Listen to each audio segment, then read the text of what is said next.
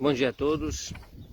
Vamos estar iniciando mais um estudo do nosso livro Reforma Íntima, capítulo 25, que vai nos falar da fé e da singularidade. Bastante interessante, porque a irmã já começa citando um capítulo do Evangelho segundo o Espiritismo, item 7, que nos fala da necessidade que a fé precisa de uma base, base que é a inteligência perfeita daquilo em que se deve crer. E para crer não basta ver, é preciso, sobretudo, compreender. Então, bastante interessante, porque a gente já conhece e fala bastante da questão que envolve a nossa fé raciocinada. Nós vivemos em uma época bastante avançada da inteligência, da razão, em que nós temos condições sim de aprofundar as nossas investigações da realidade, o nosso estudo, e sustentar a nossa fé dentro dessas bases da inteligência. Uma fé raciocinada, uma fé lógica, em que nós conseguimos compreender com bastante profundidade os mecanismos que envolvem a nossa fé. A fé é importante porque ela nos estabelece com segurança diante daquilo que a gente quer realizar. A gente sabe, já estudou muito isso, não só dentro dos estudos espirituais ou espiritualistas, mas também o que envolve o comportamento humano, a psicologia e todas as outras estudos que se fazem da mente humana. Tá aí os livros como O Segredo, a gente atrai aquilo que pensa, a importância de ter realmente uma convicção a respeito daquilo que se vai fazer, para não sermos nós os primeiros a boicotarem os nossos próprios desejos, anseios e sonhos.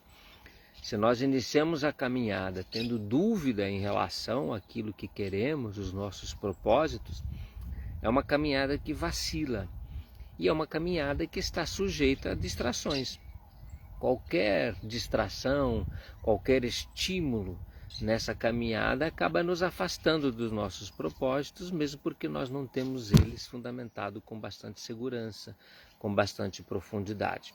Quando eu estou sinceramente motivado a ter algo, as distrações não me atraem. Eu acabo tendo disciplina e um empenho, uma vontade na caminhada que me direciona ao ponto de chegada. Então a gente já sabe de tudo isso. Só que tem questões que envolvem as nossas crenças que em algumas situações, ou talvez em muitas, acabam nos atrapalhando, porque são crenças fundamentadas em concepções antigas. Nós já estudamos muito isso aqui no canal, que são nossos automatismos, são as nossas crenças limitantes que não se abrem para a renovação. E isso, evidentemente, vai acabar nos causando dificuldades. A gente já colocou isso aqui também, uma comparação bastante clara de se perceber, pensando numa evolução, num crescimento como uma escada, uma escada que nós vamos galgando os degraus superiores, nos elevando cada vez mais ao alto. A gente não consegue avançar, por exemplo, para o 6º ou para o 7º degrau, se não abandonar o 5º.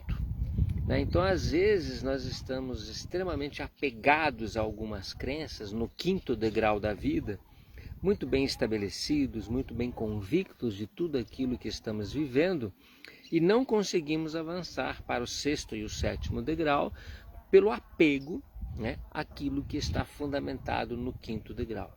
Isso pode nos transmitir uma falsa sabedoria, e nos iludir com relação àquilo que temos. Então, temos que ter essa capacidade de uma impermanência, para desapegar ou para nos desapegar das questões que estão estabelecidas há muito tempo e que, a partir de um certo grau evolutivo, ao invés de nos favorecerem em relação à vida, acabam sendo bloqueios ou crenças limitantes, que acabam limitando o nosso crescimento. Então, qual que é o pensamento? Valorizar o que temos no 5º degrau, porque é justamente o aprendizado desse degrau, da vida, desse grau da existência, justamente aquilo que aprendemos nesta fase da evolução é que nos favorece o avanço para o sexto. Porque imaginar que a gente vai avançar em saltos evolutivos é uma ilusão. A natureza não dá saltos. Mesmo que eu dê um impulso muito grande e de repente do quarto eu passe para o sexto degrau, né? O conhecimento que ficou faltando do quinto vai fazer com que eu retorne impreterivelmente, inflexivelmente para o quinto degrau, né? Então isso é bem fácil entender, essa comparação ela é muito clara. Então não vamos desdenhar o que tem no quinto degrau, porque foi justamente esse conhecimento que vai nos capacitar aos avanços posteriores. Mas eu não posso me apegar demasiado a eles, senão eu deixo de avançar, certo? Então a irmã se coloca exatamente isso, né? Quando por qualquer motivo a gente deixa de reciclar o nosso mundo íntimo, é comum nos fixar em ideias e comportamentos que criam estilos invariáveis no modo de ser. É assim que muitas crenças, preconceitos, hábitos, condutas, chavões verbais e tradições são mantidos estagnados no tempo pela criatura em razão de sua forma de entendimento racional, decorrente de experiências que viveram ou da educação que receberam desde o berço. Não é isso? A esse conjunto de valores damos o nome de certezas emocionais. Então vejam que interessante, né? Aquilo que nós falamos. São certezas emocionais e dependendo de como a gente coloca isso na vida, a gente vai ficar com essas certezas, deixando de aprender outras, né? Ou seja, são referências da vida da alma no campo de sua movimentação, através dos quais o ser cria, trabalha e respira, absorvendo e expressando a sua personalidade. Tipo assim, eu sou assim, eu penso dessa forma, né? E é por isso que eu vou manter do jeito que está. Considerando o estágio evolutivo da Terra, essas certezas do homem encontram-se muitas vezes entorpecidas pelo materialismo de milênios de repetição, constituindo o que ela chama e que a gente conhece como o fenômeno psicológico da permanência, né? Do apego, a ilusão de querer manter para sempre em suas mãos aquilo que foi alvo de suas conquistas. Dessa forma, o individualismo sulcou traços morais e intelectuais marcantes que educaram o homem para o meu em detrimento do nosso. É o meu filho, a minha palestra, a minha religião, a minha casa, a minha família. É tudo aquilo que eu me aposso, né? E que daí crio uma relação de apego, certo? Esse fenômeno do qual raríssimas vezes escapamos, conduziu muitos de nós, né, ao que nós podemos declarar como uma fé racional diante do dogmatismo, a uma postura de paralisia do raciocínio em muitas questões, as quais apelam para a nossa urgente coragem de desapego e reconstrução pela oxigenação de nossas ideias e conceitos. Então é interessante essa questão da oxigenação, né? Porque ela nos fala justamente de fazer essas coisas mudarem, né? Faltar oxigênio significa morte. E a cristalização e apego a uma determinada situação indica perda de movimento ascensional. Perda de movimento, estagnar-se, significa também morte, né? Então é aquela ideia do corpo imóvel. Não é o corpo físico que se movimenta, mas é o corpo mental e emocional que está estagnado em conceitos, em crenças que acabam cristalizando o movimento emocional evolutivo, o movimento mental evolutivo do ser. Então prestar atenção a isso, porque grande parte de nós acaba se acomodando, né, nesses ninhos de certezas construídos e conquistados ao longo do tempo que nos estabelecem aí numa zona de conforto, né? Precisamos abandoná-la para ir para uma zona de crescimento, né? Isso já está muito bem entendido por todos nós, não é? A esse respeito, entre as infinitas reciclagens a fazer, vejamos uma velha e costumeira forma de análise sobre a qual nos debruçamos quase todos nós nos temas da vida moral espírita cristão ou cristão em torno da mensagem de Jesus. Já perceberam que com frequência empregamos as frases "é falta de evangelho no coração"? por pessoas que falam do Evangelho, mas fazem exatamente o contrário, uma coisa na teoria, outra coisa na prática. Sem Evangelho não teremos a solução dos nossos problemas. Chegam às vezes no mundo espiritual desprovidos de certas qualidades porque faltou o Evangelho durante a vida, não aplicaram, era uma fé sem obras, né? É uma ausência do Evangelho que deixou de dar sentido à vida e levou a pessoa à derrota, ao fracasso. Muito bem. Então não são poucas as vezes que, para explicar os motivos de um fracasso ou de erro, nós assinalamos que a causa encontra-se na falta de viver os ensinos contidos no Evangelho. Pois bem, não vamos ousar, diz a irmã, se contestar tal questão. Contudo, uma oportuna e desafiadora pergunta precisa ser lançada a título de repensar caminhos e abrir os ângulos do enriquecimento no tema. Poderíamos, por exemplo, indagar para debate e atualização dos nossos pensamentos o seguinte: por que as pessoas acabam não vivendo então o Evangelho? Se nós sabemos que às vezes é falta de Evangelho, né? Se já é mais ou menos claro para todos nós o quanto importante é a conduta cristã, por que a gente não vive então? Por que a grande maioria das pessoas não aplica o Evangelho na própria vida? Por quê? Porque é muito difícil? Entretanto, para sermos sinceros conosco, essa resposta não explica nada palpavelmente. Por que é difícil? Teríamos que aprofundar a questão. Por que é tão difícil, então, seguir os caminhos ou as propostas da Boa Nova? É difícil, mas por que é difícil? Aonde está a dificuldade? Então aqui nós nos deparamos com um dos pontos de convergência mais comuns nos atendimentos que realizamos no Hospital Esperança, né? Depois que a gente desencarga, muitos de nós têm a bênção de ir para um hospital como esse, e é onde a gente vê aqui que eles tocam nesse ponto porque é um ponto de convergência. É quase que uma unanimidade em muitas pessoas desencarnadas, essa incapacidade de viver conscientemente os ensinos do Mestre, né? E o que é que eles tocam no ponto espiritual? Aonde está justamente a questão da dificuldade? Aqui, no exercício de impermanência. Exercício de impermanência. Uma atividade de readaptação com os recém-desencarnados que se fixaram em formas convencionais de pensar e que cultivaram a ilusão de terem alcançado pleno domínio sobre os assuntos da vida espiritual, sendo convocados, nesse exercício de permanência, a reexaminar amplamente as suas convicções e aspirações para além da morte física.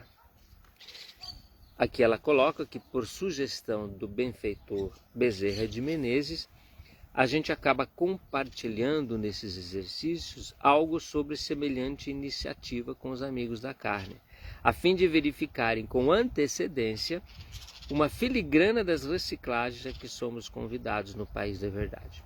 Então aquilo que nós já falamos aqui, que a irmã nos traz. Por que eu vou esperar desencarnar então? Né? Por que eu vou esperar a morte física para me encontrar no país da verdade, aquele que vai me colocar frente a frente com o espelho da consciência, e vou ser, vamos dizer assim, confrontado com esses exercícios de impermanência para verificar aonde foi que eu me apeguei excessivamente, em que ponto da minha existência eu cristalizei o passo, né? Eu me acomodei, eu achava que era dono da verdade por ter conhecimentos que me favoreciam, mas que na verdade não me favoreciam. Nós temos falado muito disso, né? Do que está te favorecendo o conhecimento? O conhecimento da doutrina espírita, o conhecimento dessas verdades espirituais, o conhecimento do que nos aguarda além túmulo, o que isso tem te favorecido? Estou me achando muito à vontade no quinto degrau? Estou demasiadamente permanente no quinto degrau, apegado aos seus conceitos, né? E aí eu me cristalizo, aí eu me acomodo, aí eu fico permanentemente envolvido e enraizado nesses conceitos. Quando na verdade eu teria que estar fazendo esse exercício de impermanência para, a partir deles, não é isso? A partir desses exercícios de impermanência, eu me projetar para o sexto degrau. Eu consegui analisar a existência como um fluxo dinâmico permanente, onde a mudança é sempre necessária. E aonde eu preciso, né, a partir disso, começar a criar condições melhores, mais favoráveis, né, de entendimento. Não é isso? Então, muito importante essas reflexões, né, com relação a tudo o que estamos vivenciando, né? Vou ajustar melhor aqui por conta do som, né? Ficar mais fácil aí da gente estar verificando, né, a imagem. Então, muito importante esses estudos, né, que a irmã tem colocado para nós, porque ela acaba antecipando situações que encontraríamos após a morte física e que daí, concordemos, já seria um pouco tarde demais, né? O jogo já acabou, não adianta depois eu analisar o videotape, né, do jogo e aí identificar, poxa vida, eu poderia ter feito essa alteração aqui, olha só, né? Eu poderia ter organizado isso dessa forma. Acabou, o jogo já foi, né? Nós já perdemos, entre aspas, vamos falar assim, né? Então, nós estamos tendo condições de receber durante o jogo da vida, né? Nos intervalos que se sucedem entre um tempo e outro, nós estamos recebendo indicações seguras de como nos prevenir e de que forma atuar na atual existência, favorecendo o crescimento. E olha que aqui ela coloca uma questão central, né? Ela coloca um foco central, que é o exercício da impermanência, que traduzindo, né, pode ser colocado como exercício do desapego, né? Desapego das nossas crenças que acabam nos limitando. Então o exercício da impermanência ou do desapego é constituído de ciclos de debates entre aqueles que já conseguiram se recuperar de momentos mais dolorosos ou ainda com aqueles que, mesmo guardando o relativo sossego interior adquirido na recém-fim da reencarnação, na morte, carecem de reaver esse dinamismo mental de soltura nos conceitos e visões. A irmã coloca umas coisas bem interessantes, né? Soltura, né, nos conceitos e visões. Largar a mão, né, desapegar-se, né, para integrar-se com o divino mecanismo universal da transcendência da mutação. Não é isso? A esse fenômeno da vida mental a gente chama de desilusão ou de rompimento com as certezas amarras colecionadas durante a passagem pela hipnose do corpo. Esse exercício tem etapas variadas e entre elas o acesso do participante a informes muito preciosos e previamente selecionados pela equipe, né, da Irmãs sobre as suas precedentes existências, quando cristalizaram no campo mental algumas matrizes emocionais que funcionam como piso para muitas das atuais ilusões certezas que carregam para a vida extrafísica. Então vamos refazer aqui a análise dos termos das irmãs, porque são termos bem interessantes e que nos auxiliam no nosso entendimento, né? Então por que tem que fazer esse exercício de impermanência ou de desilusão? Desiluzir-se daquilo que nos iludia, né? Porque em muitas etapas da nossa evolução, né, lá atrás, das nossas vidas pregressas, nós cristalizamos no campo mental, já estudamos isso, né, em outros capítulos anteriores, nós acabamos cristalizando no campo mental matrizes emocionais. São aqueles hábitos adquiridos, matrizes, né, que fazem com que a gente pense da mesma forma, reaja da mesma forma e sinta da mesma forma frente às situações da vida. São matrizes emocionais que funcionam como um piso, né, para muitas das nossas ilusões, certezas, né, daquelas nossas certezas absolutas e que acabam desfavorecendo o crescimento porque nos cristalizam, porque nos mantêm apegados às situações já conquistadas, não é isso? Então esse é um dos cernes, dos pontos chaves para muitos de nós não conseguirem avançar, evoluir e sair daquelas ilusões a quais estamos acostumados há muito tempo, né? Então uma das primeiras e mais motivadoras perguntas nessa tarefa destinada especialmente àqueles que de fato querem manifestar em si as mudanças necessárias, aqueles que estão sinceramente interessados a esse crescimento, é exatamente a que nos referimos acima, né? Então, tudo bem, baseado nisso, por que então a gente não vive o que está no Evangelho? Porque no país, né, no nosso mundo, tem havido tanto discurso e pouca prática, né, na conduta cristã. É importante assinalar aos queridos amigos de Ideal no Corpo Físico, muitos dos quais encontram-se angustiados com a sua infidelidade aos textos e roteiros do cristianismo, que ninguém sem consciências deixa de aplicar intencionalmente o que aprendeu. E se o faz, ainda assim há questões muito confusas na intimidade do ser que merecem uma atitude e uma análise madura e caridosa, antes de falar que isso seria uma hipocrisia ou má fé, má conduta.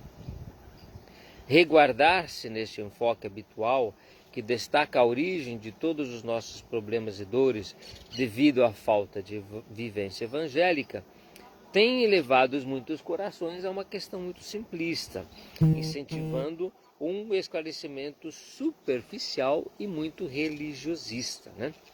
Então nós temos que ter fundamentos bastante sensatos para estabelecer pontos com outros ramos da ciência e da filosofia para dilatar os nossos olhares e entender que não é assim tão simples. Não é assim, não fez porque não quis. Intencionalmente abdicou-se de viver uma vida mais cristã. Não, né? Nós temos, como aqui foi dito, matrizes emocionais, vivências anteriores, crenças, que muitas vezes nos limitam e que às vezes estamos vivenciando as nossas experiências físicas bem intencionados. A gente acha, né, na nossa ilusão e simplismo, que estamos fazendo bem ou que estamos fazendo o melhor que podemos, né? Não é má fé, não é maldade. Nós estamos manifestando muita sinceridade naquilo que estamos fazendo. Mas estamos sendo vítimas, estamos sendo pegos em armadilhas emocionais e mentais por conta da nossa preguiça, por conta do nosso comodismo em não avaliar com profundidade esses reflexos matrizes, essas ilusões certezas. Então, principalmente, né, a educação do novo homem reclama, sobretudo, lucidez intelectual sobre as causas de nossas atitudes. Então, de novo, aqui vai cair naquilo que nós temos estudado há muito. Nós temos que avaliar as causas desses reflexos. Nós temos que avaliar as causas dessas nossas ilusões, né? Tem que ter lucidez sobre isso. Eu tenho que me conhecer, me autoconhecer. Para isso, somente abandonando as visões fixas e ampliando as perspectivas de compreensão. Eu tenho que ampliar a mente, né? Sair da bolha. Hoje também está fácil de entender, né? A gente consegue entender isso com uma clareza bastante significativa, porque nós temos estudado aí, né, o comportamento social e tem chegado a muitos de nós, né, esses novos estudos sobre a bolha, né, na qual nós estamos inseridos. Por conta do Big Data, né, por conta dessas informações que nos visitam através da rede social, seja o próprio Facebook ou tantas outras, que na medida em que nós vamos mostrando quais são as nossas preferências, né, de estudo, de análise, à medida que nós vamos linkando, dando like aqui e mostrando aquilo que a gente gosta, o próprio sistema, né, o algoritmo, se encarrega de redirecionar para nós matérias, né, visões, né, notícias das nossas preferências. E isso vai criando um círculo vicioso. Eu vou sendo alimentado de situações que reforçam o meu modo de pensar, né? E tudo aquilo que é contrário àquilo que eu penso, ou que está longe do meu radar de percepção, acaba não chegando até mim. Eu não vou procurar porque não tenho interesse, e não me chega porque o algoritmo encaminha para mim coisas que são do meu interesse. É um círculo vicioso, danoso, né? Extremamente nocivo, porque acaba criando uma bolha emocional e intelectual, onde eu sou alimentado e reforçado naquilo que eu penso. Olha o quanto que isso é ruim. impede com que eu abra minha visão, minha cabeça para situações distintas daquelas que são minha preferência. Impede justamente o que está falando aqui, aquele exercício do desapego de crenças, o exercício de permanência, aonde eu me lanço com muita coragem num mar de conhecimento exterior a esta bolha, né? Que vai exigir de mim, claro, uma competência maior, um esforço maior, mas que é extremamente saudável do ponto de vista de crescimento. Então, se isso não é provocado pela vida, em muitas situações, eu tenho que ter essa lucidez espiritual e mental para eu provocar esta ruptura da bolha. Eu tenho que sair dessa matrix, dessa matriz emocional que me aprisiona. Há que se ter um esforço, mas é extremamente necessário, profundamente necessário. Eu tenho que romper com esses estados de coisa, com esse status quo, se eu quiser, evidentemente, crescer, né? Então, a gente vai encerrando por aqui, o capítulo continua, mas eu acho que já temos material suficiente, né, para estabelecer as nossas reflexões e entender o quanto que eu preciso fazer isso. Por quê? Você está tendo durante o jogo da vida indicações de que se o jogo acabar dessa forma, né, do jeito que está, no país da verdade, após o desencarne, você pode ter surpresas, né? Você pode chegar lá e falar, nossa, olha só, eu de novo fui vítima das matrizes emocionais, dos meus hábitos, das minhas crenças limitantes, principalmente a materialista, a individualista, aquela que é estabelecida em cima do eu, né? Por isso que é fé e singularidade, individualidade, né? Existe um nosso, né? Existe um organismo coletivo extraordinário, amplo, né? Onde não só a nossa Terra, o nosso planeta está inserido, mas outros planetas, outras humanidades, né? Há muitas moradas na casa do meu Pai. Nós temos que abrir a nossa mente para entender que em outros planetas, em outros orbes, existem humanidades vivendo vidas diferentes e que tem muitos a nos ensinar, né? A nos ensinar como estabelecer um governo global pacífico, que não estabelece que todos são iguais. Não, todos são diferentes. E não pode ser de outra forma, nós somos muito diferentes uns dos outros, né? Então os significados são variados, mas isso não nos impede de viver em paz, através da unificação do amor, né? De um sentimento comum que nos une a todos, né? E que legitima as diferenças e que aproxima as diferenças justamente para que a gente possa aprender com elas dentro desse processo empático, né, tão necessário para o estabelecimento da fraternidade e da solidariedade universais. É o óbvio, né? A incapacidade humana de viver isso está fundada, né, num apego exagerado ao eu, né, a um egoísmo encalacrado e a crenças limitantes, né, em que o outro, por pensar diversamente, é um inimigo. Veja só quanta ignorância, né? Mas está aí, está posto, está colocado. As polarizações de todas as ordens, os fanatismos, as exclusões, né? Os deletar-se, os lacrar-se e tantas situações nocivas para que o entendimento da humanidade se faça e para que a gente cresça. Está aí, é só fazer, né? Nós temos que ter coragem e temos que ter força de vontade suficientes para romper com esse estado de coisas, com essas bolhas limitantes, né? Então que sejamos amparados nesse processo, nesse nosso propósito, que sejamos de fato imbuídos de um verdadeiro querer amoroso, justo, profundo, respeitoso, para que a gente se movimente uns em direção aos outros, nos dando as mãos, estabelecendo vínculos, conexões profundas e verdadeiras, para que a comunicação se dê com mais paz, né? Com mais harmonia. Então, né, tenhamos um bom resto de domingo, uma ótima semana, né? E que todos possamos estar envolvidos na paz do nosso Mestre Jesus.